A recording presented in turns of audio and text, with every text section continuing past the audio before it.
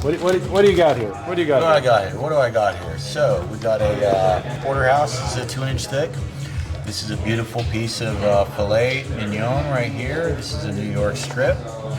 What's the difference between a Porterhouse and a T-bone, you ask? Well, this has to be more than 1.25 inches to be called a Porterhouse.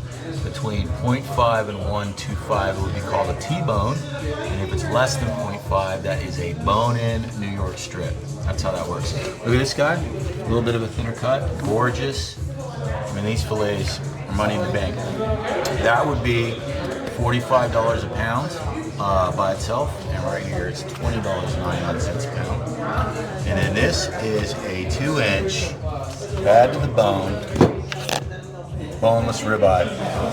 Ribeye cap, gorgeous right here. Nice marbling. This is upper 2/3 choice. We call it premium. So this is very close to prime. And again, this is just a nice little baby right here. Little baby right there. Put your hand up to that baby.